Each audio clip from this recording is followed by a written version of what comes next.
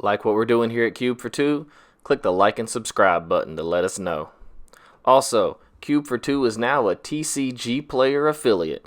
Click the link in the show notes for all your shopping needs to help support the channel. Alright guys, let's get started.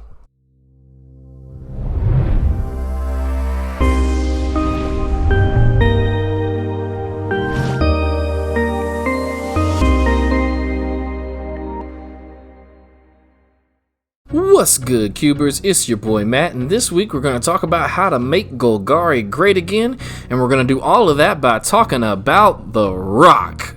No, not this rock. You look good though, and truthfully, the deck is named after you, but we're not talking about you today. Instead, we're going to talk about the rock. Yeah!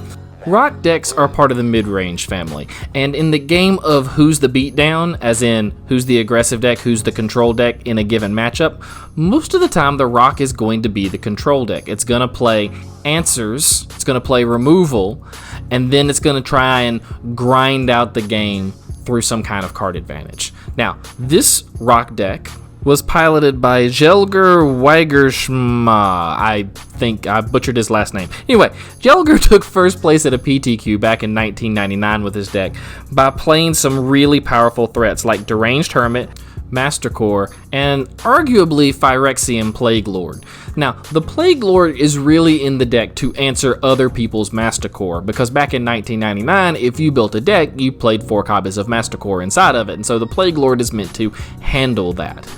But the other aspect of the deck is the interaction between Deranged Hermit, who makes all the squirrels, and the Plague Lord, who can put those squirrels to use as disruption, killing small creatures, or killing himself just to kill another Mastercore, and then to be recurred by a card like Diabolic Servitude.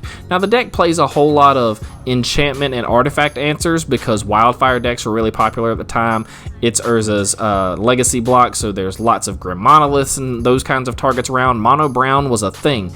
So the deck really is answers good sized threats. That's the way this deck works. It's a controlly mid-range deck. Now, after this standard a year later, we would see another version of the rock in Extended, and this version is closer to what we recognize the rock as today. It played Mana Dorks via Birds of Paradise, Wall of Roots, and to some extent Yavimaya Elder. It played Black Disruption, like Duress, which we still play today, Pernicious Deed, Phyrexian Furnace, but the real innovation in this deck is 2 inclusions of Vampiric Tutor. Vampiric Tutor serves as another copy of every single thing in this deck, including Choke, which was instrumental to dealing with all the blue decks at the time. The deck plays some mid-range bodies. There again, we see the Plague Lord plus Spike's Feeder and Spike Weaver as answers to life gain and aggressive decks, and then a couple of top-end threats like Spirit Monger. Now, you'll notice there that I did highlight Reoccurring Nightmare. Reoccurring Nightmare is not a top-end threat, but it is something that really made this deck go. Remember, because we're running 2 copies of Vampiric Tutor, we're technically running 3 copies of Reoccurring Nightmare, and this allows us to not draw Reoccurring Nightmare when we don't want it, but to be able to find it when we need it, and then we can start recurring these creatures in and out of the yard for value. So, this rock deck is all about answering your opponent, playing bodies that threaten them, and then being able to recycle those bodies for value. Thus, incremental card advantage. I'll let Dwayne here ask you the important question.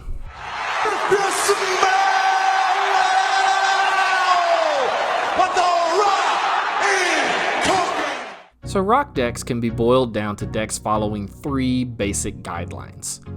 Guideline 1, be a little bit bigger than the aggro deck. You want to be able to race control decks, but you don't want to be outraced by aggro decks, so you want to be a little bit bigger than them.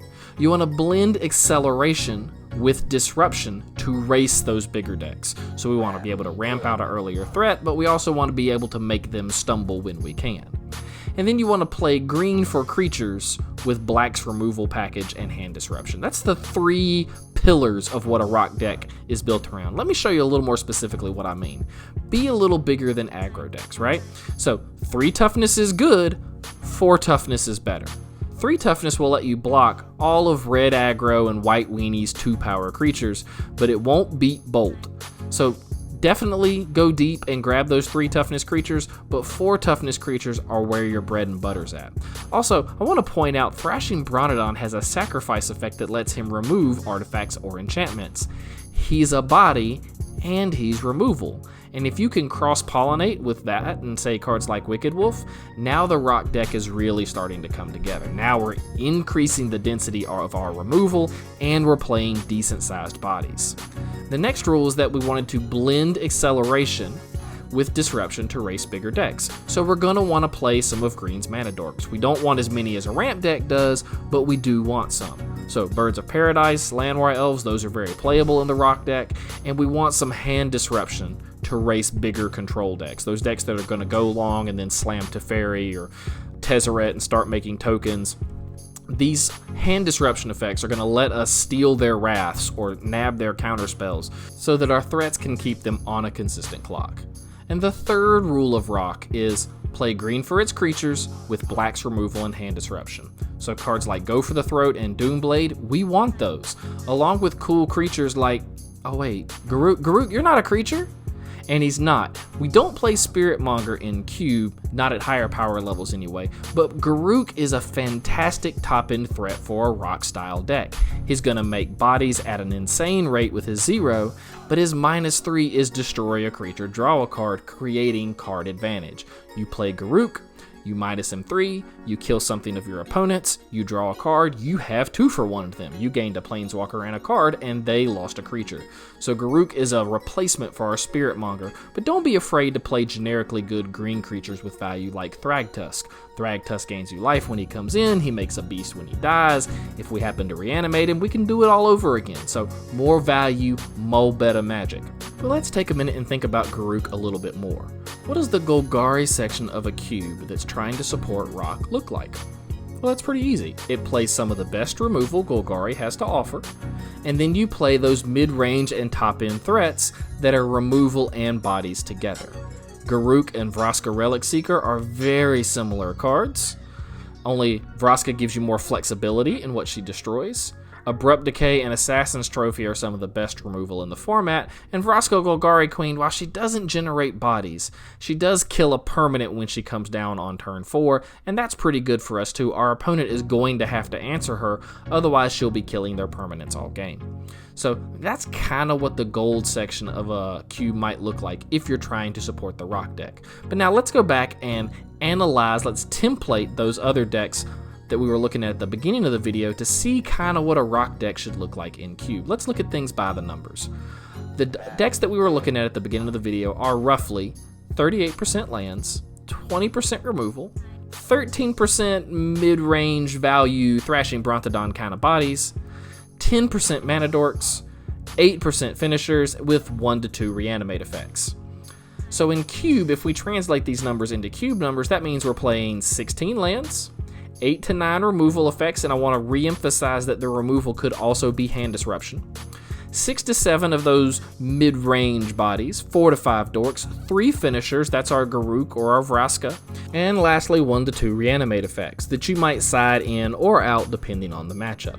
Now the best way to make the rock deck come together is to look at that 20% removal as the minimum, and then anytime we can cross-pollinate into another category to increase the density of removal, the better the deck's going to be.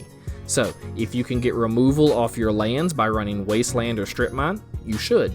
If you can get removal off your bodies like Ravenous Chupacabra or Wicked Wolf, then you should play those. You could also get removal off a body by playing a card like Kitesail Freebooter. I know he's not bigger than aggro, but he does still provide disruption.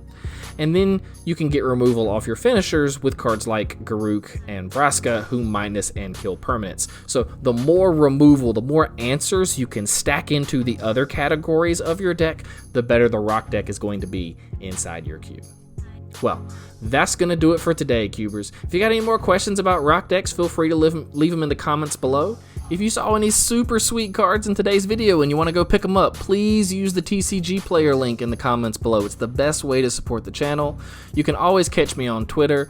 Please like, subscribe, do all the things, and as always, and until next time, shuffle up, be safe, and keep cubing, my friends.